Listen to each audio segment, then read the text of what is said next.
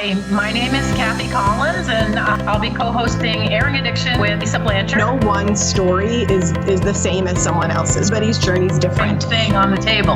Having run substance use treatment programs for over 20 years, trying to make sure that we are welcoming to all. The idea that kind of having that exposure and that affirming place, even for one person, impacts that milieu, which then can impact maybe the broader recovery community, the community at large. I mean, I really love that thought.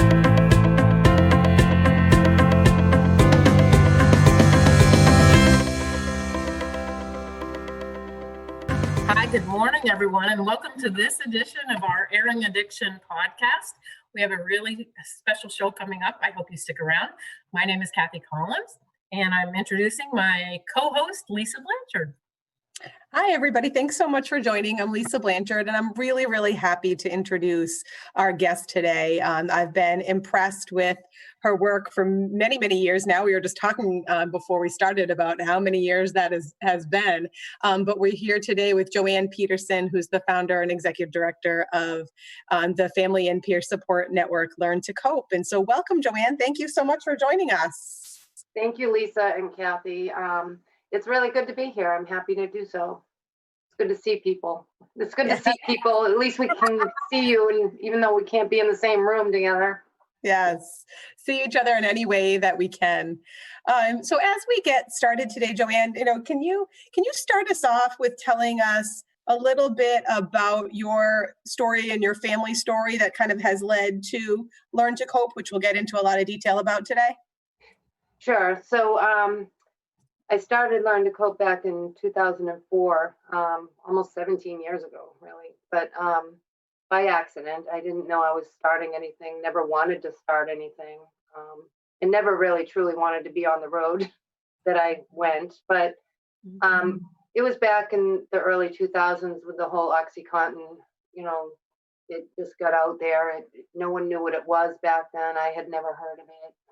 And my son had just graduated high school and experimented with it with some other kids, and it changed, as we know today, the next day he was not okay. He needed that again and again. And you all know that story and what it led to, heroin because it was cheaper. It could be snorted. Anyway, back in those days, there was no cell phones, really. There was no Facebook. There was nothing, really. And we didn't even know what was wrong with him, what had happened to him. I thought it was mental health. I thought it might be, back in the early days when I was a child, I was not new to addiction. I lost a brother in 2011, but when I was a kid, he always battled with alcohol and cocaine. And then my older sister battled with alcohol, but she also had schizophrenia, which we did not realize until she was in her 20s. So a lot of the symptoms that I used to see in her when I was a little girl, and I'd watch my mother try to help them both without any help back in the 70s. Nobody spoke about addiction. They didn't even use that word, really. Or mental health.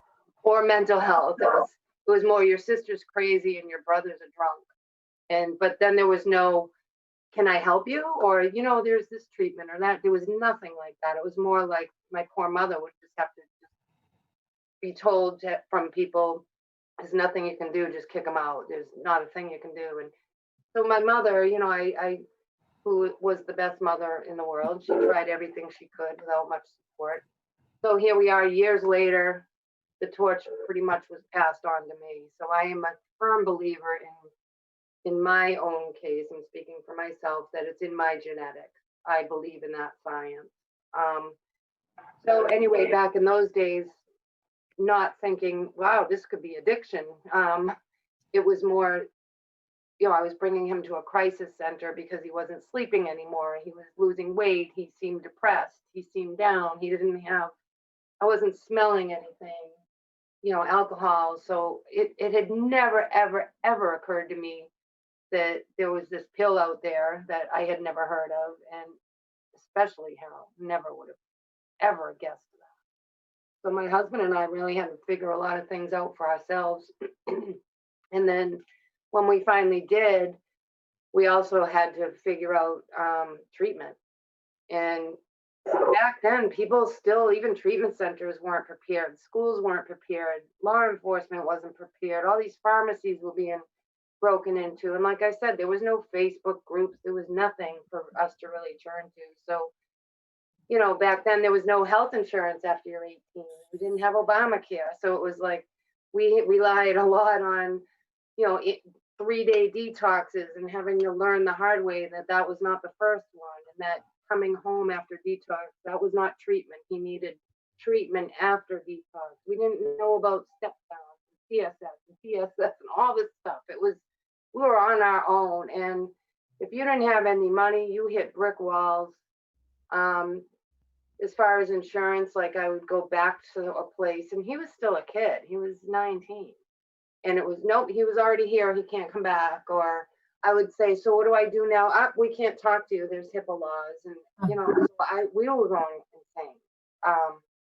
And that started from 2001 till 2004. We struggled alone trying to deal with this. Not even realizing the danger of overdose, not knowing the signs and symptoms, that after I finally learned on my own was like, wow, we are so lucky he's alive. He went through different types of treatments. This was even before buprenorphine was even out on the market. We didn't know about Narcan, none of that. So by 2004, I was kind of forced out there. Because he got into some trouble and it got into the newspapers. And so I live in one of those little towns where nothing happens. And then it was the judgment and the stigma began. And that pretty much brought me right back to when I was a kid with my brother and sister. And I was like, you know what? I'm not standing for this. They can write about it in the papers all they want. I'm going to tell the other side. And by then he was, paying some consequences for things, which, for him actually turned out to be a good thing. He's in long-term recovery. He's gone way on with his life. He's got married, kids, a home, all of that. But back then I asked him, I said, do you want to be known for the rest of your life for this? It's in the newspapers, or do you want to talk about what happened to you? Because it was actually an adult in town that was providing the kids with the opiate. And I didn't find that out until much later. But, he had prescriptions that he was sharing with his own son and other kids in town. So that's why I warn people today about sleepovers and make sure you really know who, even though after they're 18, that's hard to do, especially when they have a car and a little bit of freedom. But, it was one of those sleepovers that father, which I even understand him now, because now I know what addiction does to a person's psyche, and that, he might have been a good father and husband one day, and there was probably a reason that there was a divorce and he lived alone. He himself became addicted to those pills and then started doing things, sharing it with his own son, something he probably never would have imagined he would do. So I understand that now. But anyway, by 2004, once we did that, to make a very long story short, I heard from people from all over the place. The Norfolk County DA, who is now Congressman Keating, I worked for NFPA, which is National Fire Protection Association, and my boss told me about this forum that was happening to warn the public about this new drug, OxyContin, because the DA's office was starting to find people deceased with the pills. And that was the first time I had heard anyone else talking publicly about this. So I contacted them, and I ended up speaking in front of like 200 people that night. I just stood there and cried on the stage because my son was incarcerated at the time. And after that, another story was written about what I talked about, and I gave them my email address, the reporter. And the funny thing about it is my email address was Learn to Cope 2001, and it was a Yahoo address. And the only reason it was called that is because I would join things and try to find information, and I never wanted my name. I never wanted anyone to know who I was, trying to learn about heroin and pills. And I was learning to cope. and it was the year 2001. So I kind of created that email address as like an alias, and that ended up in the newspaper. So all these people were emailing me at that address, and then I became like this Dear Abby, and it was getting shared all over, and all these people were contacting help. And I'm like, look, I'm just like you. I'm just trying to help my family. And I started saying, let's just start meeting. And today, there's thousands and thousands of people on our website, and we have meetings all over the state and out of state. Today, we're a pilot for nasal naloxone, so we train and give out Narcan to families. There's 14 staff members for Learn to Cope that handle all of our different chapters, and we do trainings, we do webinars, we do CIT training, some of our staff with law enforcement. We speak all over the place when we're asked, like we're doing today. And Facebook, since Facebook started, there's so much more out there, which is great. But it also, with COVID, all of our meetings are now virtual, but they're very, very good. It's almost scary because there's so many people accessing them now, even from other states. But we're a very, our meetings are run very well. We have a lot of training behind that. And, the facilitators that we have are very good. And we make sure we're providing a service, not just a meeting that anyone can just blurt things out. We're very, it's run very well. You can have 60 people on a call or 50 people in an hour and a half, and it's still run very well. But it's getting pretty big. Yeah, which brings me to the question,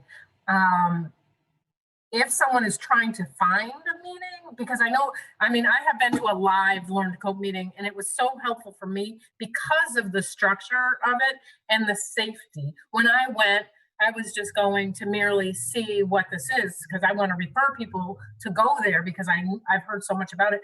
And the safety of it, where it feels like you go there and someone greets you and you're protected, it felt very, very safe to be vulnerable.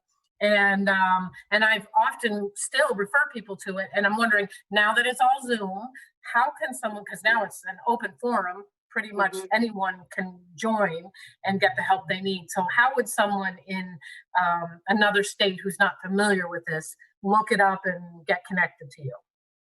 So all they have to do is go to our website, which is www.learn2cope.org. And on the home page, if they scroll down, it's called the Stay Connected form. And all they have to do, and everything's confidential, all they have to do is give us their name and their email. That does not get shared with anyone.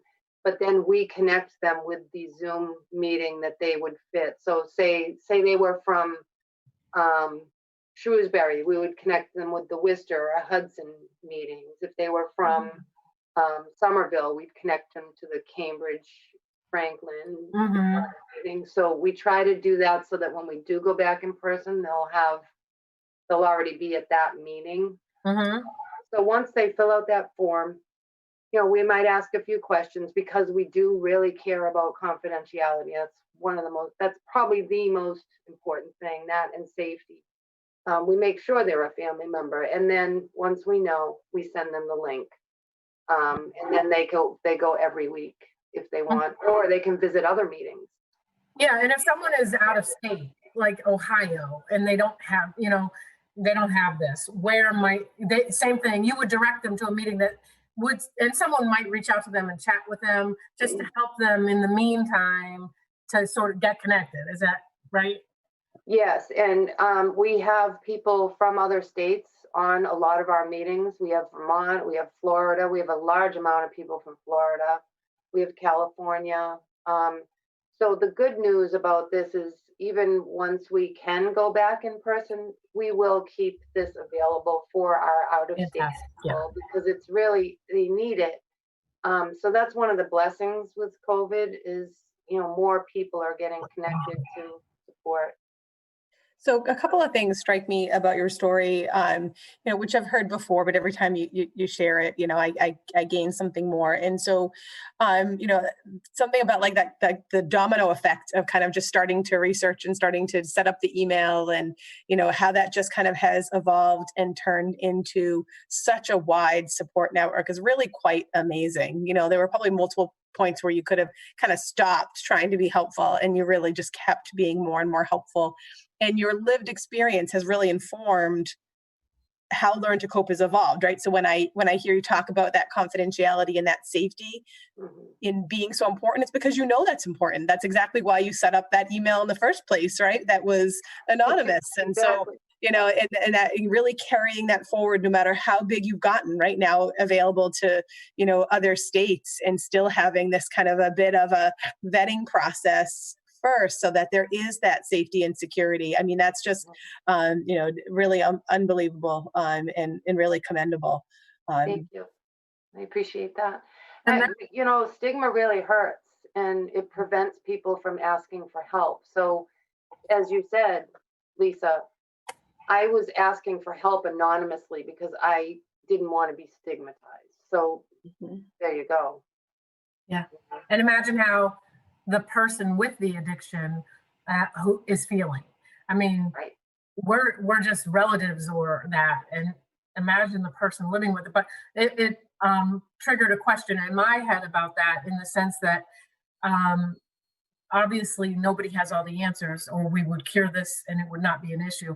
But I think Learn to Cope, what I felt from the meetings, what I feel from you, is that there's some sort of sense of hope you get from the camaraderie of, like, this is terrible, and not everybody's son has a happy ending, as you know. And I feel like being able to just be compassionate and hear someone else's pain, they no longer feel alone with it. Right. That's right. And, I should mention, we do have we try to have guest speakers at least once, sometimes twice a month. And people in recovery are our favorite, because hope is a very, in our mission, we say we provide support, education, resources, and hope. Because if you can provide all four of those things in one meeting, then someone's going to feel better when they leave than they did when they came in, no matter what they're going through. That hope is something you really hold on to. I held on to it all my life for many reasons.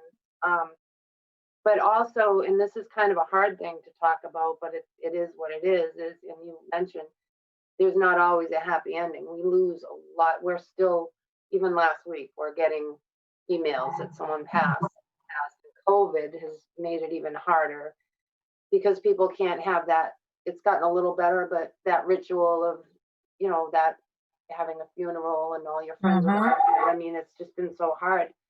But I've heard people say, even after they've lost their kids and they've been a member of Learn to Cope for a long time, that they feel like at least you're never prepared, but they felt like they were somewhat prepared. And then they'll go to a grief group and meet people that had no education on addiction, and it was just a sudden loss that, it's almost like I said, you can't ever be prepared, but having that education stops people from having as much guilt, because sometimes people blame themselves, even though they should not blame themselves. It's not anything anyone can control, but being a part of any group that has the education on the disease of addiction will know deep down in their hearts that they tried everything, and that they learned about it. And it would be like trying to control someone with diabetes that's eating chocolate chip cookies and drinking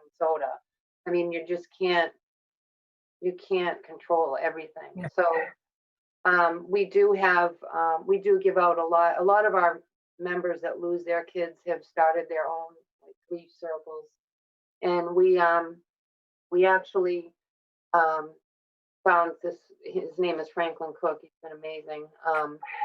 And he's from Unified Solutions. He's a grief peer worker.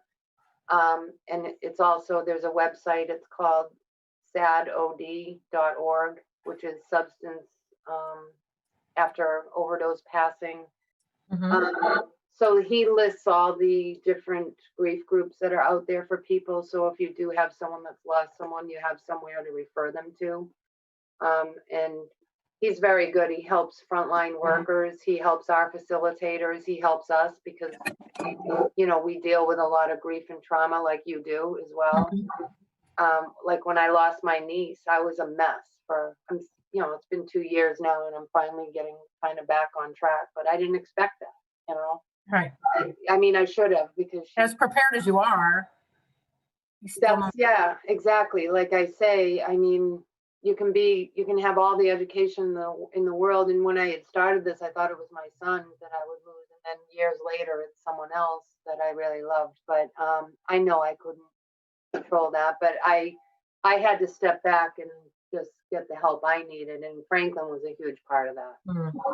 Yeah, and the community, that's when you need that community the most, right? Is that reminder, that support, that not the isolation that can come from that is, understanding and having the education before is really helpful. But when you're in your hardest moment, your hardest season in your life, how do you kind of have that reminder from a supportive community that, it isn't your fault, and in that, you can get through this. Yeah. And, like anyone else that loves someone with an addiction, you have those human feelings when they're in the throes. You get angry, you can have all the education in the world and there's a relapse and you feel anger, like, oh my God, but yet you have to remind yourself that they can't help it sometimes. Sometimes this is the best they can do for that day. So, I had my own guilt when she passed away because I did get angry at her because she had a child. And I was like, you know what? When you're ready next time, call me again. Because I used to put her in detox and help her out all the time. And then she died. It's like, oh my God. So, I still struggle with that as a human being, as a person that really, really loved her. But no matter what I did, I couldn't help. her. So that's that part is, we can do everything we can, but at least I know I tried and I did try. So that's what people go through, and that's why they need support. Yeah. And that's part of grief, right? Even when someone, you can still be angry. Yeah. It's not me. Can you hear me still? Yeah. I can. Sorry. Yeah, I don't have any noise here, so I don't know what that noise is, but so, the grief, anger is part of grief, right? And so even when somebody's alive, but they're battling, their addiction, their substance use, those around them can get angry because you're grieving the person that you thought you had. You're grieving kind of the relationship you thought you'd have in this moment, and that's really challenging. Yeah, they call that ambiguous grief, and there's complicated grief. Franklin really explains it best. So I should put you in touch with him. He's very, very good with helping people with that. Yeah, absolutely. Because I also, I've heard some great, podcasts that have talked about the fact that given this pandemic, we're kind of all going through some ambiguous grief, kind of collectively, right? Because we're grieving kind of what we thought would be happening in general in life, right? And then you add in addiction to that, or it can lead to, accelerated substance use, because we're all just kind of grieving what we thought everything would look like, or we thought family gatherings would look like, even things that are, sound frivolous. I don't know, how you manage that, but that, that support for grief is really helpful. And I was just going to say, for anyone who's listening to this or watching this on the live stream, we will list all the links that you're talking about so people can have references. And I would imagine they're also available on Learn to Cope website. Yeah, they are. That's a great resource as well. And then I was just wondering how, as a follow up to that, how you're feeling about hearing, like, how it triggers people. Obviously COVID, I think it's been a real uptick because of the fact that the extra funds have been available to people that might not have had funds. And Yes. I'm just wondering your thoughts on that. We hear that all the time. The stimulus money, which, was a great thing for people that lost their jobs, but it wasn't great for everybody that was in very early recovery and still struggling, because as you know, it can be a trigger to suddenly have all this money again. And we do hear that a lot, that, oh, they got the stimulus and they were off and running. And Yeah. so, yeah, it's been a trigger for people. And a lot of times, I can think of one in particular. Every time he got the money, he took off, and luckily he's okay right now. But yeah, it's a trigger. It's almost like somebody, someone that's with any addiction, that's trying to quit smoking, and then there's a pack of cigarettes open on the table in front of them. It's like they're gonna grab that pack of cigarettes. It's tough. So tempting, yeah. And then the other thing I was wondering, in light of OxyContin being sort of a triggering starting drug, and now it's making the news again. Oh boy. Oh boy. I just wondered, that has to just set people. So that whole deal, I was on the phone all day yesterday. I'm on the Family Advisory Council for the Attorney General's office. So we had a meeting with Maura Healy yesterday, and I'm involved in that whole, the bankruptcy as part of the Family Council. And then also I was one of the testifiers in 2007 at their first sentencing in Abingdon, Virginia, along with 18 other parents. Most of them had lost their kids. So I've been involved in that fight for a long time. Yesterday was a hard day because what you're seeing on the news, it sounds like, oh, this is great. There's 3 criminal felonies and $10 billion. Right. What people don't understand. And I did just post something big on the Learn to Cope Facebook to explain it more if people want to read it. But what the Department of Justice is offering is their proposal to Judge Drain is that Purdue Pharma be turned into a public trust that the government would own, which is a very scary thing, because if that happens, then the future sales of OxyContin will go into a public trust that the government will own, which, if in a normal bankruptcy case, it would go out to bid for private entities to buy it. And then those private entities would have to follow the law. And, all of this happening again would be much harder. But if it goes into a public trust, there'll be no following the law. So it'll be just the same thing that happened in 2007. It'll just continue. And that money, that profit from the sales of OxyContin will go into a government trust. So that money will be spent on trying to help people that get addicted to it. So it's almost like it's a vicious cycle. Yeah. Yeah. I mean, why not have it like any other bankruptcy case? Let another pharmaceutical company buy Purdue Pharma, rename it, but also follow the laws to keep the public safe. That's what we would like. But this way is great for Purdue Pharma.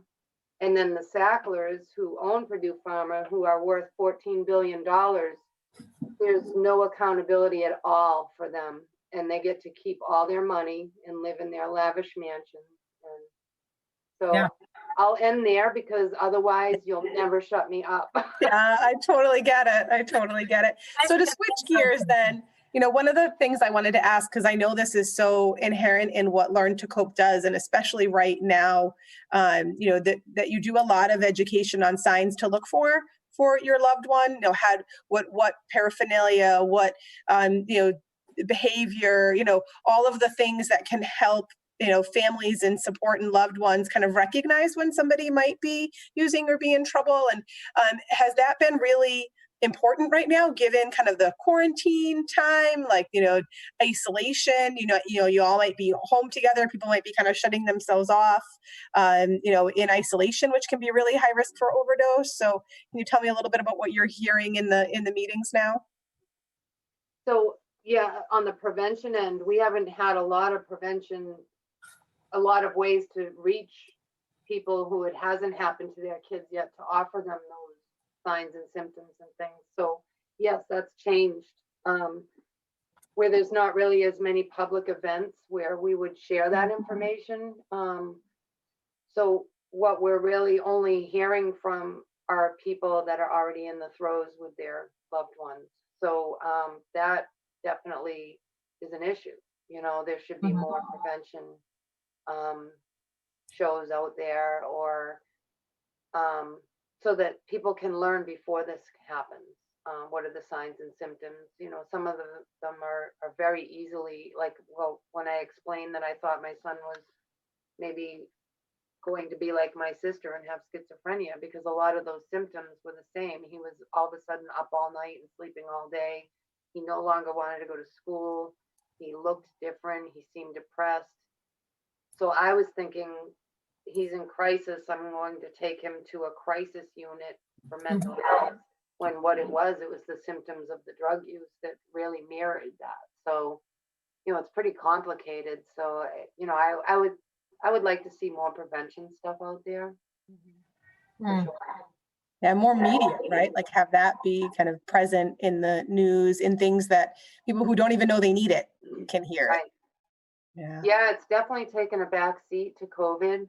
And this is raging on still. If not, you know, the pain from it will, and the pain and the trauma from this coupled with COVID will go on for years. Especially those that weren't able to properly say goodbye to their loved ones. They couldn't even have a funeral. We have a dad that lost his son 2 weeks after he lost his father to COVID. Couldn't have a funeral for either one of them. I mean, imagine that. It's pretty traumatic stuff. So we really need to have a lot of resources available for people for all sorts, for COVID, losing people to COVID, losing people to addiction, and a lot of people relapsing that had years and years in recovery in the isolation, like you mentioned, Cathy and Lisa, that, you know, you're isolated in your home, you're not able to see your friends or go to your AA or NA or smart recovery meetings, and suddenly, you know, that bottle of wine sounds pretty good. And you know, believe it or not, I've heard of it multiple times with people with long-term recovery. You know, it is the isolation, the extra cash. Now, you know, who's going to know? Yeah. You can always go back and, I heard recently of someone who, it's so sad. I can't even talk about it.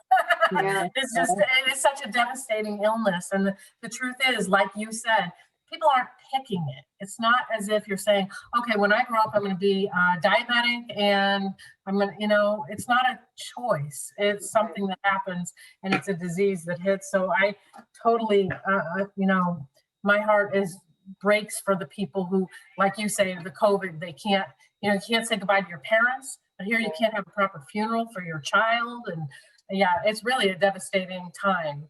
And I agree about the prevention training. There's so much. And I know typically Learn to Cope does Narcan training as well. And I'm a big proponent that you don't even know who you're going to run into that might need this. You know, I have a nephew who was stopped at a traffic light, looked over at a car that was stopped next to him. Someone was overdosing, and he got out. He had Narcan because he carries it, ran around and saved the guy's life. And to me, that is the value.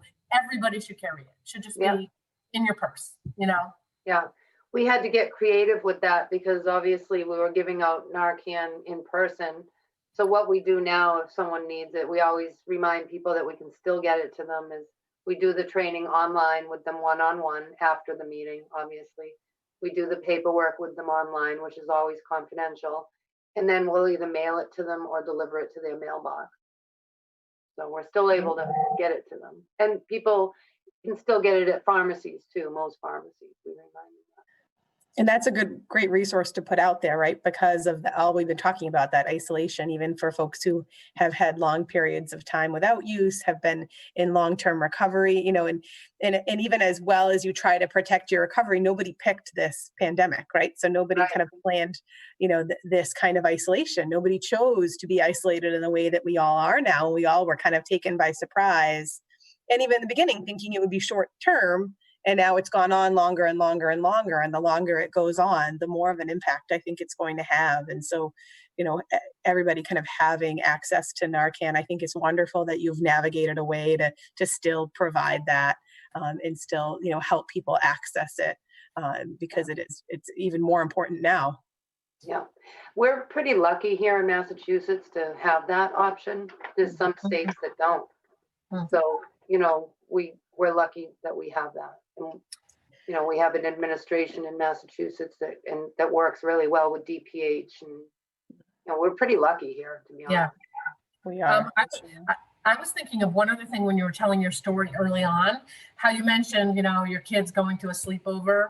And you didn't mention this, but I have a feeling this is a pretty highly likely scenario. In that particular case, the dad was actually freely giving meds, but you actually, as a parent, I'm not a parent, but you actually you have to think about the fact that what's in someone's medicine cabinet.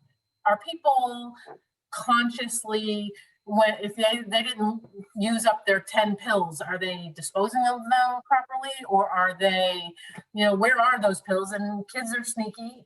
I'm a sneaky kid. And, who's has access to these meds? I think that's another huge prevention thing that, it gets talked about occasionally, and there are drop boxes at regional police stations and that sort of thing. But it's always a good reminder to people to drop up your meds. And I believe this weekend is the National Drug Take Back Day. So if you have leftover stuff, you can bring it to, you can probably check your town's website, or mass.gov probably has it listed. And I think it's national, so I think any state has it. So if you have leftover pills, my dog just had surgery a couple weeks ago, and they gave him gabapentin. And now I have to get rid of this because I have a huge bottle full of it. He only needed it for like 2 or 3 days, for his pain. And now I think they gave me it's a full bottle of gabapentin, which is it can be abused. So I think I'll be bringing that by this weekend.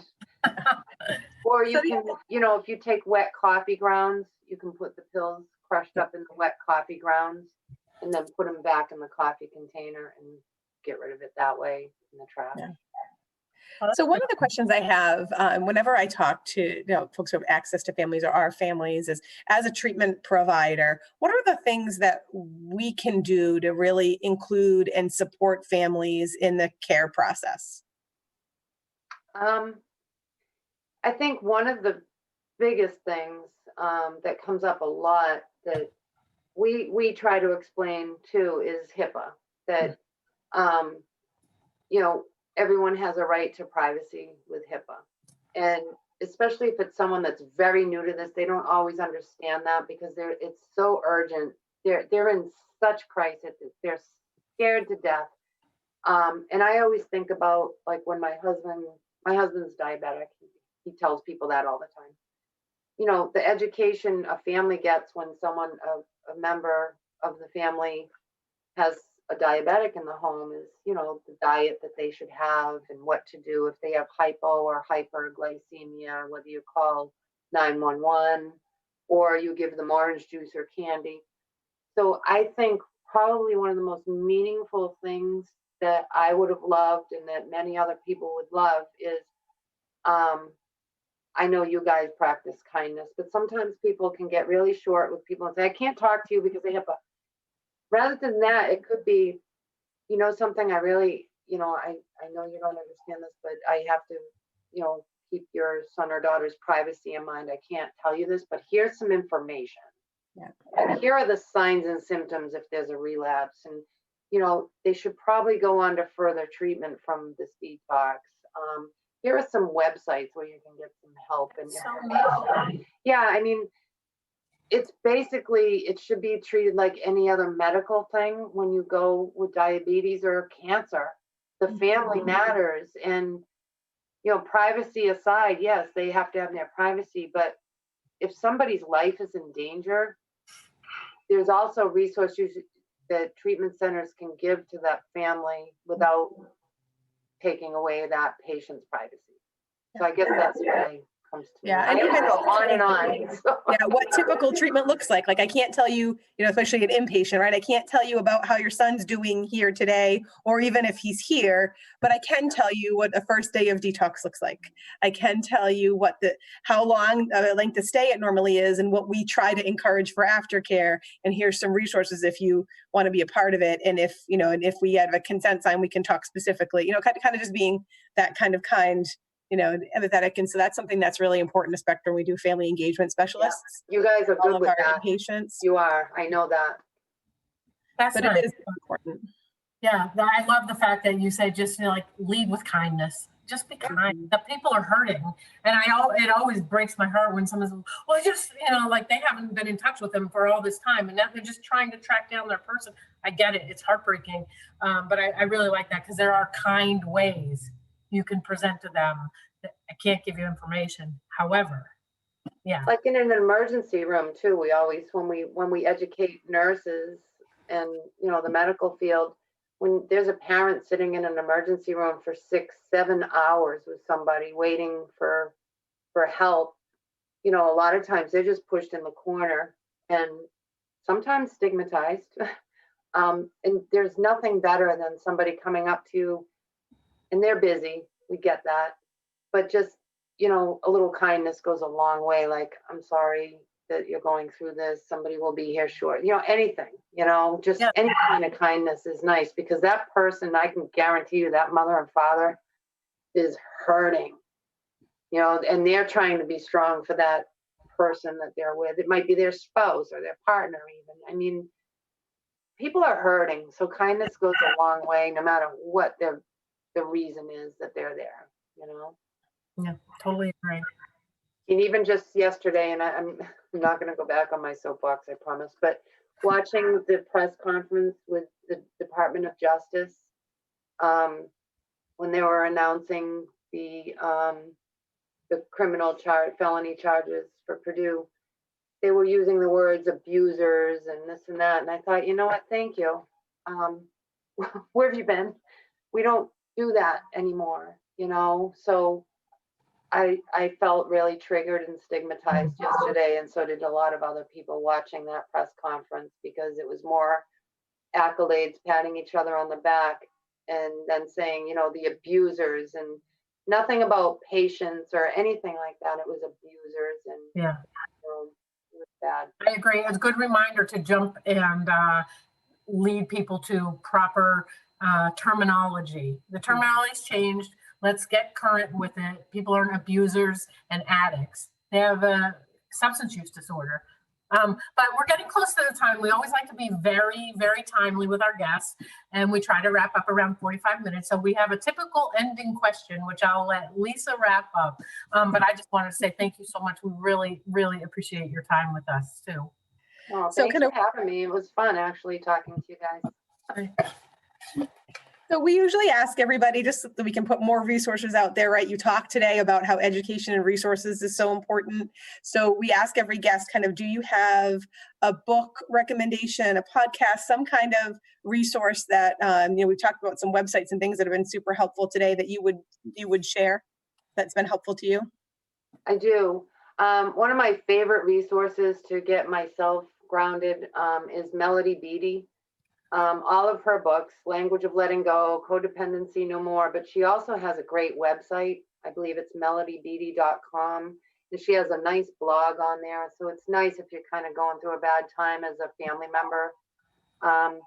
And then if you're a grandparent and you're raising a child that has lost their parent, or a foster care, or just a caregiver, there's a new book out there by Sarah Cloud called Mama Paca, M-A-M-A, and then Paca, P-A-C-A. It's on Amazon. I've seen it. It's so good. It's so tastefully done. And then there's another book, but I almost hesitate to use the title because I just talked about stigmatizing words. But it was written many years ago before we had started that conversation, but people read it like a Bible that are going through this with family. And it's called Addict in the Family by Beverly Conyers. But it's just bottom line, it helps you remind yourself that you can do everything you can.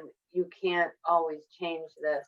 And it helps you to stay like grounded. And I always tell people something that I never knew I could do, but is really helpful is like Mindfulness Podcast, how to get centered and just close your eyes and just, you could be going through the fires of hell. And sometimes if you just allow yourself to like shut it all off and kind of listen to that, or just try it, or, there's many podcasts out there that, and some great apps, right? Some great apps on meditation just to do that self-care centeredness, because when there's so much chaos around you and you feel really overwhelmed and your loved one is really having a hard time, it's hard to stay focused on taking care of yourself, and you can't, pour from an empty cup, right?